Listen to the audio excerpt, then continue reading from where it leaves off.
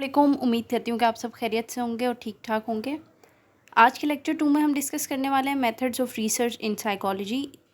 इस लेक्चर के 2 पार्ट होंगे।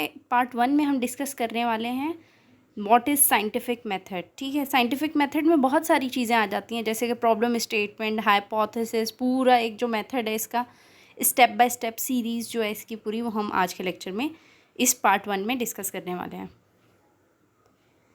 तो सबसे पहले डिस्कस कर लेते हैं कि साइंटिफिक मेथड होता क्या है। अगर आप रेफ़र करें मेरे लेक्चर 1 को, जो हमने इंट्रोडक्शन टू साइकोलॉजी डिस्कस किया था, उसमें भी हमने साइकोलॉजी की डेफिनेशन में साइंटिफिक मेथड को डिस्कस किया था। आज हम थोड़ा सा डिटेल में साइंटिफिक मेथड को डिस्कस करने वाले हैं। Scientific method basically systematic organised steps होते हैं, यानी कि सीरीज़ ऑफ स्टेप्स होते हैं। सिस्टमेटिक मेथड का मतलब ये है वो मेथड जो आप किसी भी प्रॉब्लम को आइडेंटिफाई करने के लिए, किसी भी प्रॉब्लम पर वर्किंग करने के लिए जो स्टेप्स आप फॉलो करते हैं उनको हम साइंटिफिक मेथड कहते हैं। ठीक है, एक सीरीज़ ऑफ स्टेप है। स्टेप का मतलब कोई आप स्टेप्स स्किप नहीं कर सकते। जो पहला स्टेप है वो आपको सबसे पहले करना है, फिर सेकंड, फिर थर्ड, फिर फोर्थ। ठीक है, तो ये एक सीरीज़ ऑफ स्टेप्स हैं जो ऑर्गेनाइज्ड हैं। ऑर्गेनाइज्ड वो सारी चीज़ें होती हैं जो स्टेप बाय स्टेप चलती हैं। ठीक है, और सिस्टमेटिक वे में काम करता है। इससे क्या होगा कि ऑब्जेक्टिविटी रहेगी। ऑब्जेक्टिविटी का मतलब ये होता है कि जो एक्चुअली रिसर्च रिजल्ट्स आ रहे हैं आप उन्हीं को रिपोर्ट कर रहे हैं। जो एक्चुअल फाइंडिंग्स हैं आप उन्हीं पर जो है अपने रिजल्ट्स प्रेजेंट कर रहे हैं। ठीक है, तो रिसर्च प्रॉब्लम को आइडेंटिफाई करने के लिए, रिसर्च प्रॉब्लम पर वर्किंग करने के लिए कुछ सीरीज़ ऑफ स्टेप्स जो आप फॉलो करते हैं उसको साइंटिफिक मेथड कहते हैं। ये रहे वो सीरीज़ ऑफ स्टेप्स। सबसे पहला है डिफ़ाइन द प्रॉब्लम। अभी हम इनको आगे की स्लाइड्स में डिटेल में डिस्कस करने वाले हैं। इसमें से जो रिसर्च डिज़ाइन है उसको हम पार्ट 2 में डिस्कस करेंगे कम्प्लीटली। पार्ट 1 में हम बाकी सारे स्टेप्स को डिस्कस कर लेंगे। डिफ़ाइन द प्रॉब्लम यानी कि इशू क्या है जिस पर आप रिसर्च करना चाह रहे हैं, वो आपकी प्रॉब्लम हो गई। उस प्रॉब्लम के लिए आप क्या करेंगे, उस प्रॉब्लम को मज़ीद रिफ़ाइन करने के लिए फॉर एग्ज़ाम्पल अगर हम इसकी मिसाल लें तो हमारी एक रिसर्च प्रॉब्लम ये हो गई कि हमारी सोसाइटी में पोल्यूशन बहुत है। ठीक है, तो एक प्रॉब्लम हो गई। अब इस प्रॉब्लम के लिए मज़ीद पहले से कितना बुक्स में या पब्लिश्ड मटेरियल मौजूद है इस प्रॉब्लम से रिलेटेड, उसके लिए आपको क्या करना पड़ेगा, लिटरेचर रिव्यू करना पड़ेगा। लिटरेचर रिव्यू का मतलब ये है कि जितनी चीज़ें पब्लिश्ड मौजूद हैं आपकी प्रॉब्लम से रिलेटेड, आप उन सबको रिव्यू करेंगे, देखेंगे। ठीक है, इससे क्या होगा, आपकी प्रॉब्लम मज़ीद रिफ़ाइन हो जाएगी। जब आपकी प्रॉब्लम रिफ़ाइन हो जाएगी तो आप उसी प्रॉब्लम स्टेटमेंट से अपने हाइपोथेसिस जनरेट कर लेंगे। हाइपोथेसिस टेस्टेबल क्लेम होते हैं। ये मैं अभी आपको इन जर्नल बता रही हूँ, इसके बाद हम हर एक स्लाइड पर इनको कम्प्लीटली डिस्कस करने की कोशिश करेंगे। ठीक है, तो हम क्या कर रहे हैं, फॉर्मुलेट कर रहे हैं टेस्टेबल हाइपोथेसिस। जब आप टेस्टेबल हाइपोथेसिस बनाते हैं, hypothesis are the claim means वो क्लेम जो टेस्टेबल हों। ठीक है, फॉर एग्ज़ाम्पल अगर आप क्लेम करते हैं कि ऑल क्रॉस आर ब्लैक, ठीक है, तो आप ये इसको टेस्ट कर सकते हैं, चेक कर सकते हैं कि क्या वाकई सारे क्रॉ ब्लैक हैं या नहीं है। तो हाइपोथेसिस होना चाहिए जो टेस्टेबल हो, टेस्टेबल क्लेम हो। ठीक है, उसके बाद हाइपोथेसिस बनाने के बाद आप रिसर्च डिज़ाइन पर जाएंगे। कोई भी एक रिसर्च डिज़ाइन आप सिलेक्ट कर सकते हैं। इनमें से रिसर्च डिज़ाइन को हम पार्ट 2 में बहुत डिटेल में डिस्कस करने वाले हैं, उसका लिंक मैं डिस्क्रिप्शन में दे दूँगी आपको।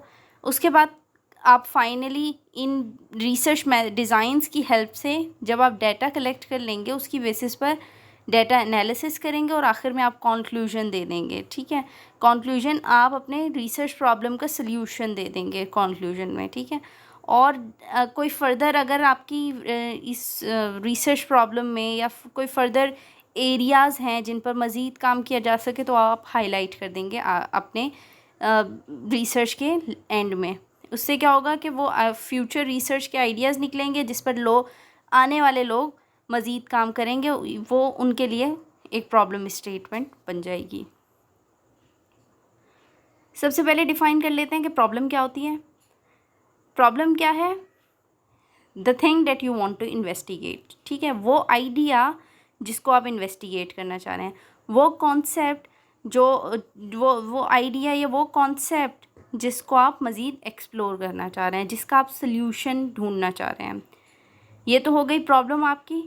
प्रॉब्लम ढूंढने के लिए, अब प्रॉब्लम को मज़ीद स्पेसिफाई करने के लिए आप क्या करेंगे, लिटरेचर रिव्यू करेंगे। ये फाइंड आउट करने के लिए कि आपका कोई कंट्रीब्यूशन है या नहीं है। यानी कि फॉर एग्ज़ाम्पल अगर हम लें कि एक प्रॉब्लम ये है कि मोटापा एक प्रॉब्लम है। अगर मोटापा एक प्रॉब्लम है तो आप लिटरेचर रिव्यू करके देखें क्या इस प्रॉब्लम का सल्यूशन लिटरेचर में, पब्लिश्ड मटेरियल में, यानी कि आपकी बुक्स हो गई, आपका जितने पब्लिश्ड रिसर्च आर्टिकल्स हैं, आपके जितना भी कंटेंट इस वक्त पब्लिश्ड मौजूद है, आप उनमें रिव्यू करके देखें कि क्या इस प्रॉब्लम का सल्यूशन मौजूद है पहले से। अगर तो इस प्रॉब्लम का सल्यूशन मौजूद है पहले से, तो आपका कोई कंट्रीब्यूशन नहीं है इस रिसर्च को करने का, ठीक है। तो आपको फाइंड आउट करना है कि मज़ीद स्पेसिफाई करनी है प्रॉब्लम, ठीक है, जिसका पहले से सल्यूशन मौजूद ना हो। तो आप लिटरेचर रिव्यू करते हैं जो आपकी प्रॉब्लम को मज़ीद रिफ़ाइन कर देता है। उसके बाद आप क्या करते हैं, उसी लिटरेचर रिव्यू की बेसिस पर, अपनी प्रॉब्लम स्टेटमेंट की बेसिस पर आप हाइपोथेसिस बनाते हैं। हाइपोथेसिस क्या होते हैं, टेस्टेबल क्लेम होते हैं। हाइपोथेसिस बनते कैसे हैं, दो वेरिएबल को मिलाकर बनते हैं। अब उसके लिए अंडरस्टैंड करना ज़रूरी है कि वेरिएबल क्या होता है। वेरिएबल वो कैरेक्टरिस्टिक्स होती हैं जो पर्सन टू पर्सन वेरी करती हैं। For example father name person to person vary करेगा, ठीक है। अगर मैं एक ही फैमिली पर रिसर्च कर रही हूँ, एक ही घर पर रिसर्च कर रही हूँ, तो वहाँ फादर नेम मेरे लिए वेरिएबल नहीं होगा, क्योंकि वो चेंज नहीं हो रहा, सबका सेम है। तो वो कैरेक्टरिस्टिक्स जो पर्सन टू पर्सन वेरी करेंगे, आप इसमें रट्टा नहीं लगा सकते कि वेरिएबल क्या है रिसर्च में। आप वेरिएबल आइडेंटिफाई करेंगे, ठीक है। वो सारी कैरेक्टरिस्टिक्स जो चेंज हो रही होंगी वो आपके वेरिएबल कहलाएंगी। इधर changing from person to person, place to place, time to time, वो सारी कैरेक्टरिस्टिक्स आपकी वेरिएबल कहलाएंगी, ठीक है। तो वेरिएबल्स को मिलाकर आपके हाइपोथेसिस बनते हैं। दो तरह के वेरिएबल होते हैं, एक होते हैं इंडिपेंडेंट और एक होते हैं डिपेंडेंट। मज़ीद भी इसकी टाइप्स हैं, उस पर भी मैं आगे वीडियोस बनाने वाली हूँ। इंडिपेंडेंट वेरिएबल वो वेरिएबल जो कॉज करता है, ठीक है, यानी कि जो आप हाइपोथेसिस बनाते हैं उसमें जो कॉज करता है ना वेरिएबल, या इन्फ्लुएंस करता है दूसरे वेरिएबल को, वो इंडिपेंडेंट वेरिएबल है। और वो वेरिएबल जो इफ़ेक्ट होता है, ठीक है, वो वेरिएबल जो डिपेंड कर रहा होता है उस इन्फ्लुएंस पर, वो आपका डिपेंडेंट वेरिएबल कहलाता है। दो तरह के हम हाइपोथेसिस बनाते हैं, एक हो गया कोजल लॉजिक और एक हो गया कोरिलेशन, ठीक है। पहले इनिशियली तो कोरिलेशन चेक किया जाता था, जिसमें रिलेशनशिप चेक किया जाता था। जैसे कि प्राइस और डिमांड हो गया, तो क्या प्राइस को बढ़ाने से डिमांड बढ़ रही है, ये कम हो रही है, हम ये चेक करना चाह रहे हैं कि क्या प्राइस को बढ़ाने से डिमांड कम होती है। ये हमने एक हाइपोथेसिस बना लिया कि price increase will have a does price increase has a relationship with demand. ये हमने कोरिलेशन का बना लिया, जिसमें हम रिलेशनशिप चेक करें एक वेरिएबल का दूसरे के साथ। उसके बाद जैसे एडवांसमेंट आई तो अब कॉजल लॉजिक पर बात की जाती है। कॉजल लॉजिक मीन्स क्या एक वेरिएबल में चेंज लाने से दूसरे वेरिएबल में चेंज आ रहा है या नहीं आ रहा, क्या एक वेरिएबल दूसरे वेरिएबल को इफ़ेक्ट कर रहा है या नहीं कर रहा है, तो क्या उसमें कमी ला रहा है या उसमें उसको इंक्रीज़ कर रहा है, ठीक है, पॉजिटिव है या नेगेटिव है, ये भी हम जानने की कोशिश करते हैं कॉजल लॉजिक में। ये हो गया हमारे इंडिपेंडेंट वेरिएबल की कुछ एग्जांपल्स और डिपेंडेंट वेरिएबल्स की कुछ example. Level of educational degree will have an effect on level of income. Level of parents church attendance will have an effect on children's church attendance, ठीक है। तो एक आपका इंडिपेंडेंट वेरिएबल हो गया और एक आपका डिपेंडेंट वेरिएबल हो गया। इनकम डिपेंड कर रही है किसी इंसान की एजुकेशनल डिग्री पर, कि लोगों का एजुकेशनल बैकग्राउंड क्या है, ठीक है। तो जो डिपेंड कर रही है वो आपका डिपेंडेंट वेरिएबल है, और जो इन्फ्लुएंस कर रहा है वो आपका इंडिपेंडेंट वेरिएबल है। इसी तरह impact of college education on income, ये हमने चेक करने की कोशिश की कि कॉलेज एजुकेशन का क्या इफ़ेक्ट आता है इनकम पर। तो यहाँ इनकम आप डिपेंड कर रही है तो इनकम डिपेंडेंट वेरिएबल है, और कॉलेज एजुकेशन आपकी इंडिपेंडेंट वेरिएबल है। आप रिजल्ट्स को कुछ इस तरीके से भी शो कर सकते हैं। डेटा कलेक्शन के लिए आपके पास एक तो हो गई, देखें जब आप रिसर्च कंडक्ट करना चाह रहे हैं ना, तो आपने रिसर्च कंडक्ट की, फॉर एग्ज़ाम्पल प्रॉब्लम यह है कि मोटापा है, उसके सल्यूशन चाहिए आपको, तो पॉपुलेशन इस वक्त वो सारे लोग आपकी पॉपुलेशन बन जाएंगे जो ये प्रॉब्लम फेस कर रहे हैं।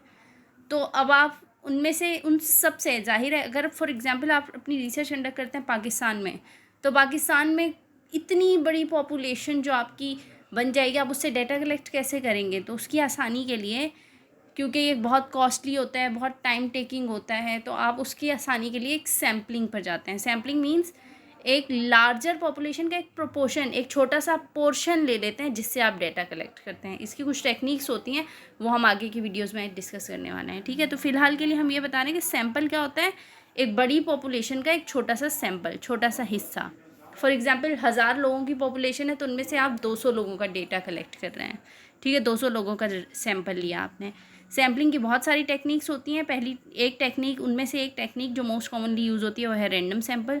रैंडम सैम्पल का मतलब ये होता है कि हर इंसान के पास इक्वल चांस हो। फॉर एग्जांपल आपने पर्चियाँ डालनी, आपने आपकी पॉपुलेशन में 1000 लोग हैं, आपने 1000 पर्चियाँ डाली उन सब के नाम की, और उनमें से अगर आपकी पॉपुलेशन सैम्पल जो है 50 का है, तो आपने उनमें से रैंडमली कोई भी 50 उठा ली, तो this is called random sampling. Equal chance था सबके पास सिलेक्ट होने का, 1000 के पास, लेकिन उनमें से वो सिलेक्ट वो 50 हो गई, ठीक है। तो आप उनसे डेटा कलेक्ट कर सकते हैं। बात करते हैं रिलायबिलिटी और वैलिडिटी की, ठीक है। तो ये डेटा कलेक्शन की कुछ टेक्निक्स हैं, यानी कि डेटा कलेक्शन के लिए जब आप डेटा कलेक्ट करते हैं तो उसके लिए आप रिलायबिलिटी और वैलिडिटी चेक करते हैं, जो कि कंफर्म करता है कि जो आपके मेजर्स हैं वो रिलायबल और वैलिड हैं या नहीं हैं। तो रिलायबिलिटी का मतलब होता है कंसिस्टेंसी, यानी कि अगर सेम रिजल्ट्स आ रहे हैं, सेम क्वेश्चन आयर यूज़ करते हुए सेम रिजल्ट्स आ रहे हैं, तो ये आपकी रिलायबिलिटी है, कंसिस्टेंट रिजल्ट्स आ रहे हैं। और वैलिडिटी का मतलब ये है कि एक्यूरेट रिजल्ट आ रहे हैं, बिल्कुल सही रिजल्ट आ रहे हैं, तो वो वैलिडिटी कहलाएगा। कंक्लूजन कैसे देते हैं? आप अपने हाइपोथेसिस की बेसिस पर कंक्लूजन देते हैं। आपने हाइपोथेसिस बनाया कि price increase will have a positive negative effect on demand, यानी कि प्राइस बढ़ेगी तो उससे क्या होगा, डिमांड कम होगी। तो ये आपने हाइपोथेसिस बनाया। अब आप यहाँ पर कंक्लूजन में दे देंगे कि इधर आपके रिजल्ट्स क्या शो कर रहे हैं, वो सपोर्ट कर रहे हैं या सपोर्ट नहीं कर रहे हैं, ठीक है। तो आप हाइपोथेसिस कंक्लूजन में लिखेंगे कि इधर सपोर्टेड और नॉट सपोर्टेड। इसमें आप ये भी शो करेंगे कि कंट्रोल वेरिएबल्स कौन कौन से हैं। कंट्रोल वेरिएबल्स का मतलब ये है कि वो सारे वेरिएबल्स जिनका इफेक्ट पड़ सकता है इस रिलेशनशिप पर। फॉर एग्जांपल जेंडर ले लें आप, या for example level of income ले लें, लेवल ऑफ एजुकेशन ले लें, इसका प्राइस इंक्रीज़ और डिमांड के रिलेशनशिप पर इफेक्ट पड़ सकता है। तो आप इन सबको कंट्रोल वेरिएबल्स ले लें। कंट्रोल वेरिएबल्स मीन्स आप इन सबको एज सच ले रहे हैं कि इनका इफेक्ट आप उन अपने रिलेशनशिप पर नहीं आने दे रहे हैं। इस वीडियो के लिए इतना ही। मिलते हैं नेक्स्ट वीडियो में पार्ट 2 में मज़ीद कंटेंट के साथ इसी लेक्चर से रिलेटेड। कोई भी क्वेश्चन हो तो आप कमेंट्स में लिख दें। Thank you so much, thanks for watching. Please do subscribe and like my channel.